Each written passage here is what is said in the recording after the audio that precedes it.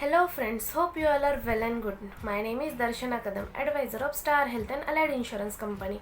दोस्तों, इसके पहले वीडियो में हमने इंडिया का टोटल पॉपुलेशन कितना है और उसमें से कितने लोगों ने खुद को और अपने फैमिली को हेल्थ इंश्योरेंस लेके सिक्योर किया है, इसके बारे में जानकारी ली थी। और आज हम जानेंगे कि हेल्थ इंश्योरेंस लेते वक्त हमें किन किन बातों का ख्याल रखना है। सबसे मेन बात यह है कि जब हम हेल्थ इंश्योरेंस ले रहे हैं, किसी भी कंपनी का ले रहे हैं, तो उसमें हाई सम इंश्योर कितना है वो हमें देखना है।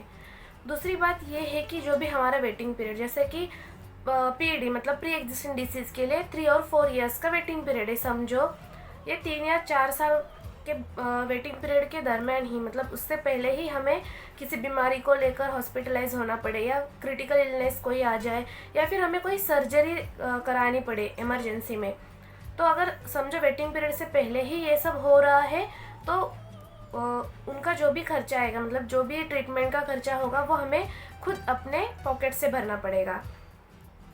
नेक्स्ट ये है कि हमें देखना है कि ज़्यादा से ज़्यादा कैशलेस नेटवर्क हॉस्पिटल्स कितने हैं।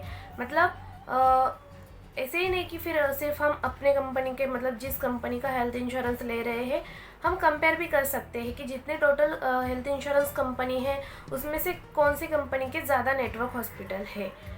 नेक्स्ट ये है कि ऑनलाइन सर्विस, मतलब डिजिटल सर्विस वो कैसे दे रहे हैं हमें, मतलब कौन कौन सी फैसिलिटीज़ हमें मिल रही है या फिर कैसे सर्विस हमें मिलेगी, इस बारे में भी हमें जानकारी लेनी है। नेक्स्ट हमें देखना है रूम रेंट, मतलब कि समझो किसी बीमारी को लेकर हम हॉस्पिटलाइज हो रहे हैं तो हमारा पर डे का जितना भी रूम चार्जेस है, कोई कोई कंपनी में हमें एक्चुअल रूम रेंट मिलता है, मतलब जितना हमारा पर डे का है चार्जेस उतने कंपनी पेड करती है। पर कोई कोई कंपनी में हमें कैपिंग लगता है। कैपिंग मतलब कि एक सर्टन लिमिट होती है, मतलब कि जैसे समझो उनका जितना सम इंश्योर है उस पर 1% या 2% ऐसे उनके पॉलिसी में ऑलरेडी मेंशन किया होता है। मतलब उनके रूल्स के हिसाब से ही वो हमें रूम रेंट और चार्जेस वो सब देंगे।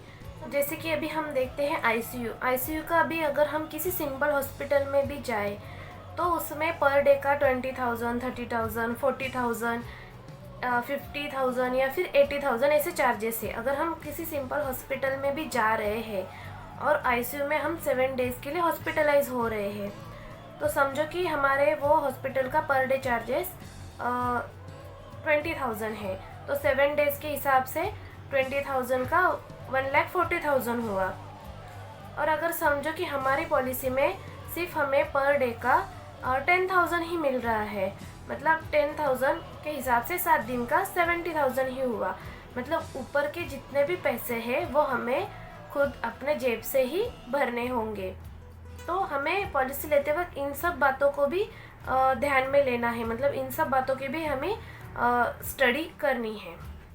तो दोस्तों, हमें पॉलिसी लेते वक्त ये भी देखना है कि हम जो पॉलिसी ले रहे हैं उसमें हमें क्या क्या बेनिफिट्स मिलते हैं। और एक बात है कि हम जब पॉलिसी ले रहे हैं और हमने पहले साल में हमारे पॉलिसी का कुछ इस्तेमाल नहीं किया है, मतलब उससे हमने कोई क्लेम नहीं लिया है, तो नेक्स्ट ईयर में हमें नो क्लेम बोनस कितना ऐड होके मिलेगा ये भी हमें देखना है। और सबसे मेन और इम्पोर्टेंट बात ये है कि हमें ये भी देखना है कि कौन सी कंपनी का क्लेम रेशो कितना है और कौन सी कंपनी का सबसे ज़्यादा क्लेम रेशो है। चलती हूँ दोस्तों, मिलते हैं अपने अगले वीडियो में कुछ नई बातों के साथ। तब तक के लिए अपना और अपने फैमिली का ख्याल रखिए। Thank you.